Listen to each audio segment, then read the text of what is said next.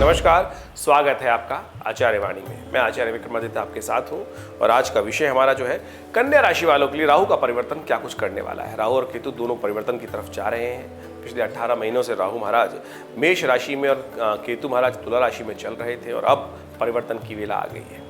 पिछले 18 महीनों से राहु ने जो प्रभाव आपके जीवन में उत्पन्न कर रखा था, अब उसमें से परिवर्तन का समय जा रहा है और राहु महाराज आपके सप्तम भाव में आ रहे हैं। अष्टम भाव से निकल के सप्तम भाव में आएंगे और केतु लग्न में आ जाएंगे।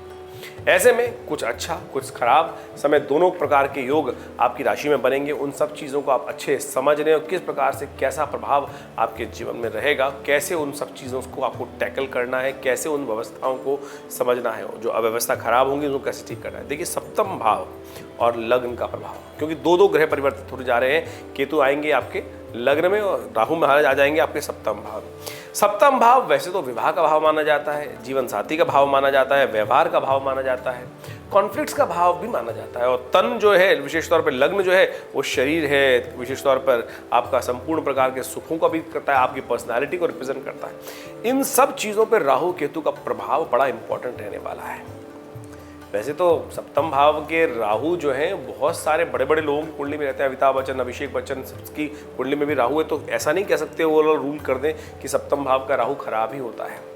लेकिन कुछ मामलों में दिक्कत करने के योग देते हैं ये महाराज यहाँ पर आकर। गोचर में विशेष तौर पर कई प्रकार की महत्वपूर्ण चीज़ों को आपको समझ के रखना चाहिए।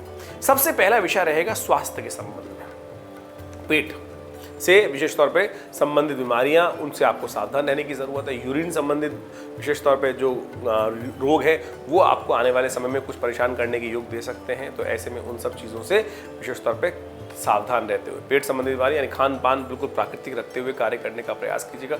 जितने प्राकृतिक रहेंगे उतनी ज़्यादा ऐसे में स्वास्थ्य संबंधित समस्याएं देने के योग ये दोनों ग्रहों का परिवर्तन आपके जीवन में उत्पन्न कर देता है।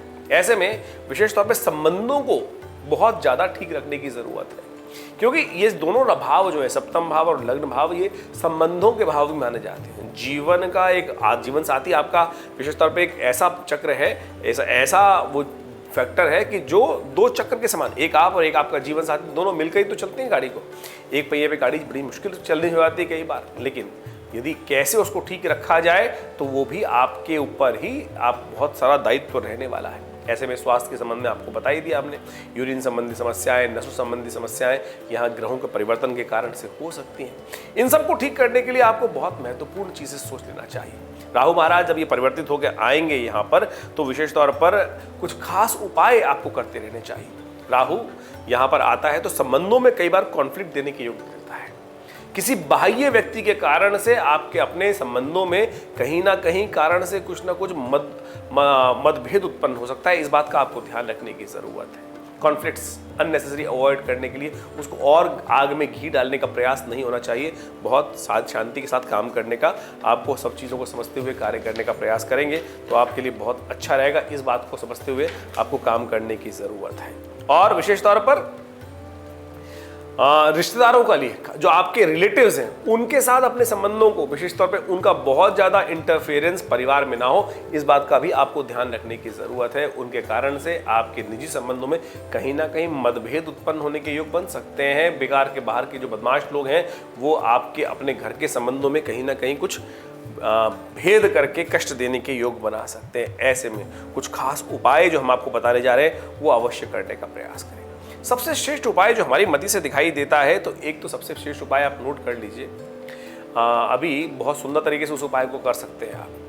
पीपल के पेड़ के पास शनिवार को जाकर एक दिया प्रज्वलित कर दें और पीपल के पत्तों की माला हनुमान जी को अर्पित करने के एक अगर यदि कार्य करना शुरू कर दें शनिवार के शनिवार, तो ये राहु का दुष्प्रभाव जो है वो आप पर बहुत तरीकों से नुकसान देने से बच सकता है। क्योंकि इस वक्त शनि महाराज भी आपके छठे भाव में चल रहे हैं, वहाँ स्वग्रही होकर बैठे हैं।